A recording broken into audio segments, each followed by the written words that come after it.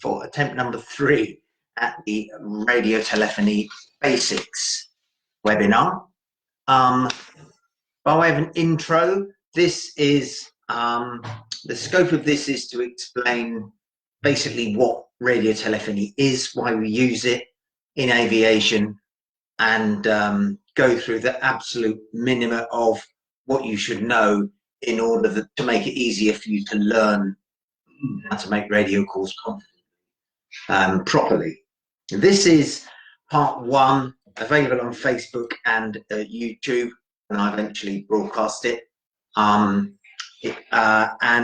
there are 2 further webinars on Aviation's events calendar for May, next Tuesday and Wednesday, the 5th and the 6th at 1400.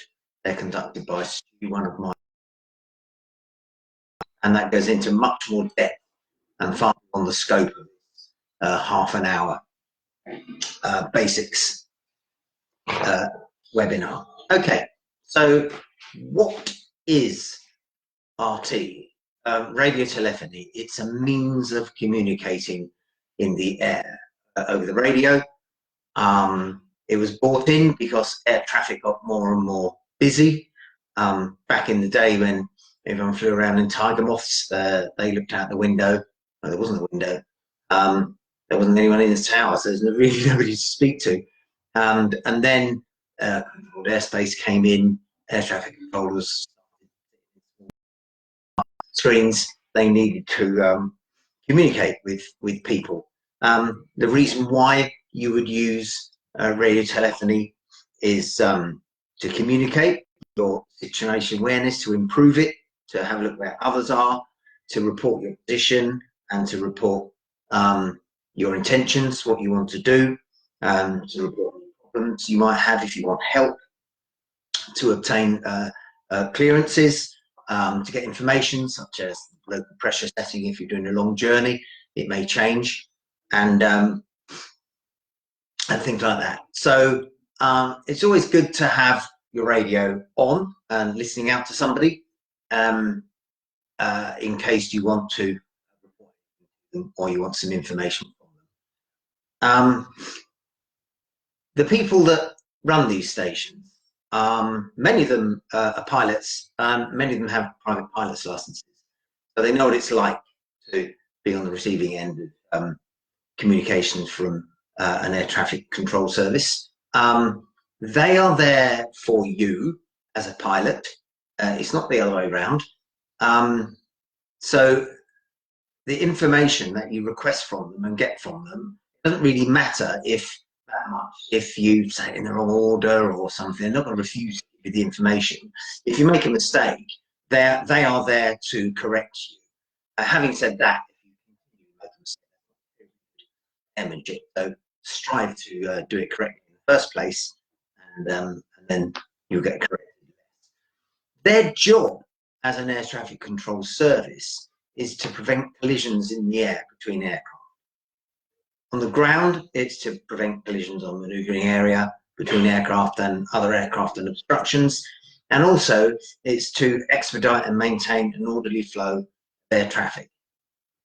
That's their basic job. You do get different services in flight, which is, again, as I said, outside the scope of this briefing. So I will let Stuart on Tuesday and Wednesday take you through all the different services. I'll very briefly go through the aerodrome services you get, though. So what we call the tower is manned by one of 3 different types of person. One is an air traffic controller, where the tower is, the airfield is full air traffic control. That means they control you on the ground and in the air. So if they give you a clearance, you have to comply with it unless there's a safety reason why you can't. That's the sort of place where they say clear for takeoff, clear for landing, stuff like that. And again, they give you taxiing. You have to read all that back. The second one, the one in the middle, is what we have at Blackbush, where I operate from. That's flight information service, flight information service officer, and it's called information, Blackbridge information, rather than power. Blackbridge information, or Kemble information, will give you information in the air, so they can't control in the air, but they will give you clearances which you are expected to read on the ground. So they control you on the ground, but not in the air. In the air, it will be at your discretion. The other one, the last one, is air to ground. Actually, the one below that is nothing. Again, I'll leave Stuart to talk to you about that. Air to ground is places like Popham or White Waltham, where it's just a radio operator, often working on the desk, so you may not hear anything from them, and they will just give you the runway, direction, the QNH, the wind if you ask for it on takeoff and landing. So they are the 3 different air traffic services at airfields. Right. Let's go through the basics before we go into how to do it of air traffic. The do's and the don'ts.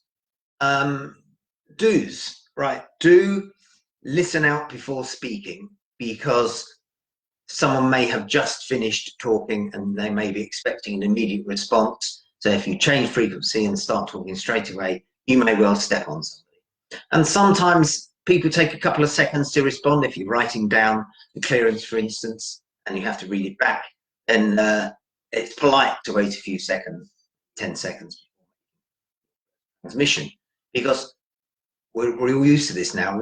It's rather like a Zoom meeting where only one person can talk at the same time. To use the analogy of Lord of the Flies, you know, the person that's pressing the button has got the conch, and nobody else can talk. So when you talk switch, you are talking over the other aircraft. Now the air traffic service has probably got a more powerful transmitter, so they can talk over it. So quite often when there's 2 at once, and they, but it's still not terribly polite to so wait until there's a gap, and I'll talk to you a little bit later on how to find that gap quite easily. There is a trick to play to get that. The next do is to speak as clear as you can, not too fast, because the controller's often writing the stuff down that you're doing, particularly if you're passing your message, you're asking for information on service, they will have to write it down. And try and leave out unnecessary grammar. It's quite common for people that don't speak English as a first language to actually be better on the radio than people who do. They leave out the, oh, I don't suppose if you can stuff. They just say QNH. They don't say, oh, please, could you do the QNH? That's what they do. Very polite, but it's unnecessary and it clogs up. Do give your basics at the beginning. Don't pass your whole message at the beginning. Let them know who you're talking to, in case you've got the wrong frequency on, who you are and what you want. So in that order. And that is the basics. And then wait. They'll get back to you if they're on a call or they're bandboxing, which means they're on another frequency as well that you can't hear. They will often ask you to say it again. Past a full message and ask you to say it again, it's guaranteed you've got to stuff it up. Number 2. So give your basics on the first. You've asked for, because that's the only reason you contact people at ground station. Some information. You respond to them in the order that they give it to you, because they will have written it down on a strip. You respond, and they're checking what you've said. If you do it in the wrong order, it's quite irritating, and it will take them longer to get back to you. Sometimes we do little things to make it easier for us. Sometimes we do little things to make it easier for the controller. While you're flying, do listen out for your call sign, because the station may well be trying to contact you for something, and it's good practice to listen out for your call sign anyway. They may well want to tell you about traffic. If they want to make sure you don't have a collision with someone in the air. They want to tell you that there's someone fairly close, even though you're not on the service. They quite give you specific traffic information to you. Do expect to be corrected if you make a mistake. Don't worry about it. For instance, if they give you a squawk of 7032 and you read back 7023, they will correct. They will say negative 7032. And yeah, that will go on until you get it right. They're not telling you off. They have to make sure that you've got the correct information. You have the wrong pressure setting. You may be flying at the correct altitude. Once I squawked the pressure setting, I tried to set the pressure setting on the transponder, which is when I noticed. Well, some time ago.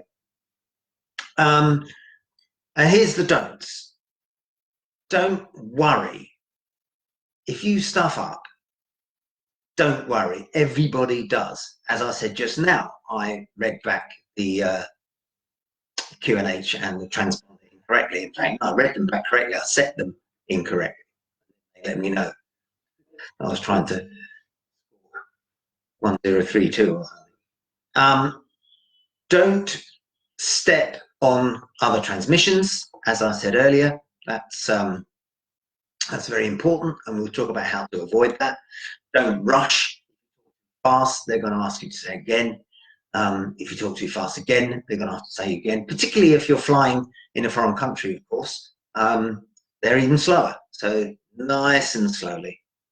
Don't be lazy. Don't go click, click instead of saying Roger. Don't say Fox instead of Foxtrot. Use correct language as much as you can possibly do. And try not to use non-standard language. When they ask you to squawk 0447, don't say 0447 down. It's not impressive. It's incorrect. And it won't win you any brownie points. Don't worry. Did I say that? I'm saying it again. Don't worry if you get anything wrong. You will either be corrected and it will no longer matter. Don't worry that you're not going to get it right. Try and get it right. If you get it. Don't prioritize radio telephony. It is the last one. Aviate, navigate, communicate. It's not as important as flying the aircraft. So don't forget that. Right, making a call. We've got all that behind us. So making a call. Speak as clearly as you can. Don't rush because they're writing it down. As I said, this is a little bit like a Zoom meeting. Only one person can speak at the same time. So make sure that there is a gap to talk in, and I'll talk to you about that later. Right, your first call asking for information will always be who you're talking to, who you are, and what you want. So if you're on the ground and you're booked out, you would say who you're talking to, Blackbush, information, who you are, Golf, ABCD, what you want, rest, taxi. They will respond with the same thing in a slightly different order. They will respond who they're talking to, so that makes it clear who's listening, who they are, just in case you've contacted the wrong people, and some information. Your reply is to read back the stuff you need to read back. I'll go into that later. And then say your call sign at the end. The reason why you put your call sign at the end is that you're indicating that this transmission is now complete. This series of transmissions, this exchange is now complete. And so somebody listening out, or you listening out to somebody else doing this, will know that they can now make a transmission. So when you hear a call sign at the end of a transmission, that indicates that the series of transmissions is over, and you're over, and you can make your call. Quite often, pilots, if they make a long transmission, if they're passing their message, tend to put their call sign at the beginning, as I said, call sign, ask for your information. And then they forget that they put their call time at the beginning and they put their call time at the end. They bookend it. Other pilots will be thinking that that transmission's finished and they are likely to step on the ground station responding. Try and make sure you don't bookend the transmission. If you're asking for some information, your call. So if the call sign is at the beginning, it's either an aircraft requesting something or ATS giving info, and so that's when you mustn't. Call sign at the end is the aircraft replying. Major things to remember is transmissions are generally always in the same order. Who you're talking to, who you are, where you are in terms of 3D, so your position and your altitude, and what you want.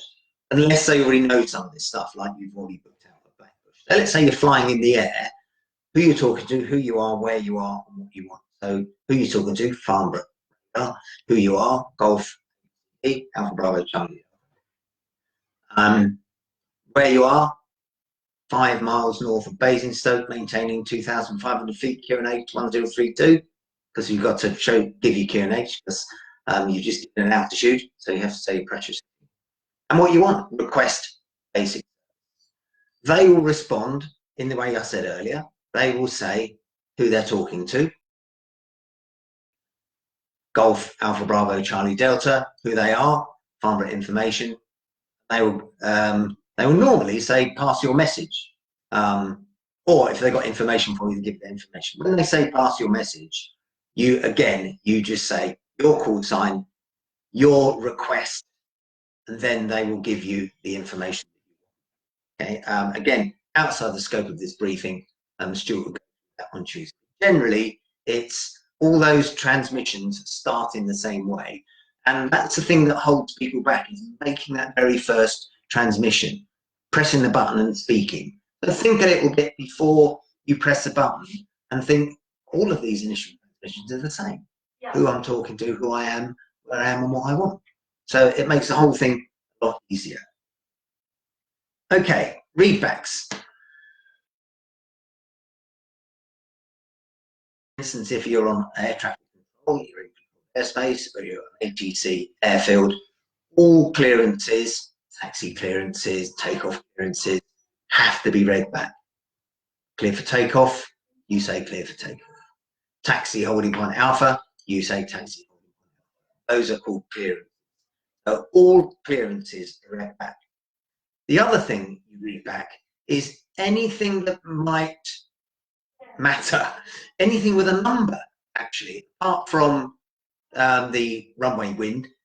There may well be other exceptions, but almost without exception, anything they tell you with a number, a QNH, a squawk, an altitude, a heading, a speed, you have to read back, because if you get it wrong, you may cause confusion, you may go to the wrong place, you may turn left instead of right, you may climb the wrong altitude, etc., etc. So all clearances, anything with a number, except when you're taking off and they give you the high wind, is something that you read back. If you leave anything out on a read back, don't worry. Third time I said don't worry, I'm going to say it a few more times in this briefing. Do not worry.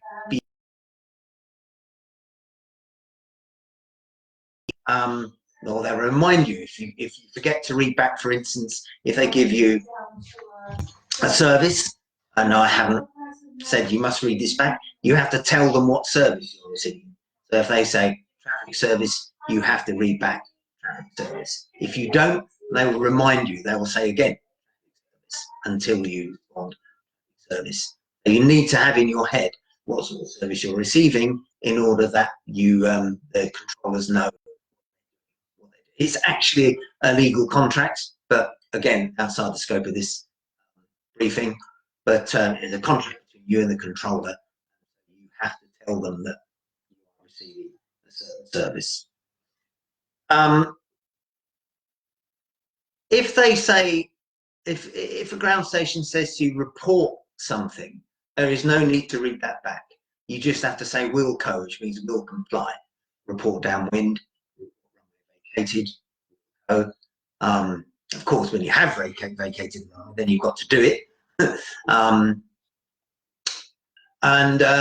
So if, for instance, you are on the ground and they give you taxi instructions and they say taxi to Alpha 1 via Kilo, report ready for departure, that's a clearance. Taxi to Alpha 1 via Kilo, you have to read that back. But then they said report ready for departure. The answer to that is will co. So the correct response, Alpha by 1 and report departure, is, there's my button, taxi Alpha 1 via Kilo, where I said co. And that's the threat. It's the same at Heathrow as it is at Blackburn. Anything when they say report anything, the response is will co.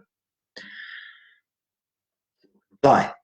If they give you information that is not pertinent to safety or the flight, that doesn't require a read back, all you have to say is that you've understood and received that message. And that's where Roger comes in. So if they say there's traffic downwind, report downwind, you can actually say both Roger, Wilco. People laugh at people saying Roger, Wilco for obvious reasons. And you can actually just say Wilco, which suggests Roger, but the correct response, say both. So if they just give you traffic information, there's no need to say anything other than Roger, or traffic in sight or traffic not sighted.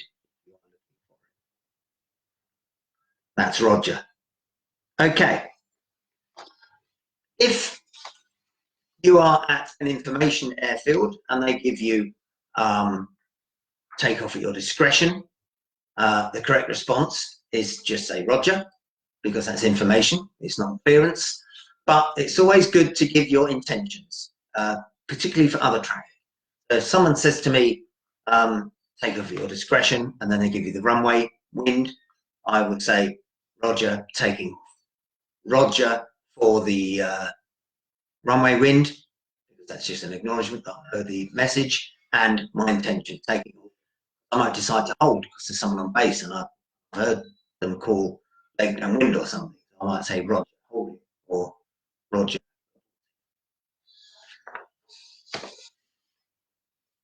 We're nearly at the end. I just want to talk about taking off, because you may have heard of the very bad accident at Tenerife, which was caused by confusion about someone crossing the taxiway when the other aircraft was told they were thought they were told to take off, line up, they said. As a result of that, language was changed, and takeoff is only used by a ground station when they're clearing sign for takeoff.